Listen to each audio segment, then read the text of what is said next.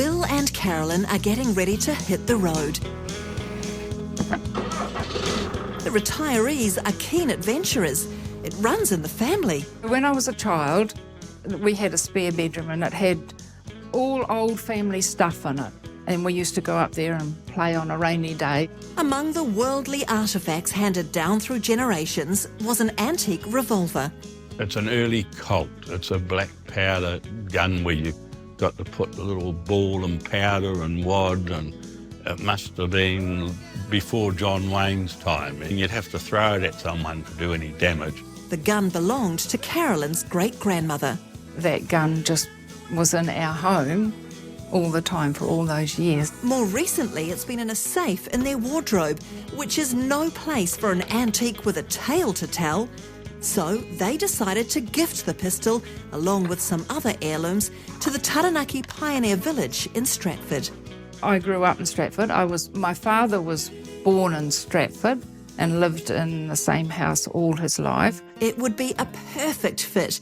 The pistol has a fascinating history. The story goes that she carried this gun in her skirts, I guess for safety. Her name was Annie. Freeze. Just a moment. Annie?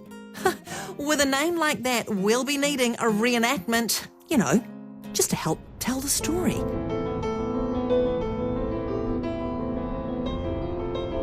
You see, Annie kept her gun close. She came from England by ship in the 1880s, hiding the pistol in her petticoats. What? Are you worried this looks too real? More real than your performance. Thank you. As I was saying, the museum was delighted with the offer. They'd never had a gun before. The story that goes with it is stunning. Annie with the gun. They said, "Is it museum certified?" Bill rang the Palmerston North Police Station and was put through to the firearms officer. Oh, I'll come out and visit you. It's such a beautiful day and get out of the office. So he came here, and this seemed a decent sort of bloke, and he said, I'll have to take that, though, because you don't have the C endorsement on your firearms licence. A C endorsement means you can own a collectible firearm, but not shoot it. But that wasn't the only hold-up. And then you need a special safe for a pistol. We explained where it was going to go to the museum, and he said, well, you can't carry a pistol like that in your car and blah, blah, blah, and that. So the firearms officer took the pistol. Then the museum decided it couldn't actually afford the security measures needed to display the gun. I mean, it's not exactly te papa. And the cabinet has to be almost indestructible and things like that. But it just gets to be an onerous duty at that point. And you say, well, we haven't got the resources. With everyone feeling just a little overwhelmed, Bill and Carolyn decided to get the gun back from police. He said, I'll get it certified as black powder tomorrow, and then I'll ring you the next day and make a time for you to pick it up.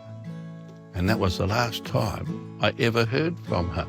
Bill has banged off emails, even visited the station. I would have rung him at least maybe 15, 20 times. We're both frustrated about the situation. That's when I said to the wife, I'll make a little email and send it to Fair Go. And here you are, yes. So Fair Go fired off an email to New Zealand Police asking why they were giving Bill and Carolyn the runaround. And then, like a shot... Wow, that's less than an hour. They've phoned the family and made arrangements to surrender the pistol. Police regret this situation occurred and acknowledge we could have done better. Police will look to the lessons that can be learnt. And here at Police HQ, the gun's now been registered as an antique. Oh, look at that. It just went off. And will be offered to the Stratford Museum for display. Very happy ending to this story. So 140 years after Annie and her gun arrived, 2 years after her family last saw it, a few days after this reenactment, Forgot my bag. the pistol is back, just in time for Bill and Carolyn's next excellent adventure.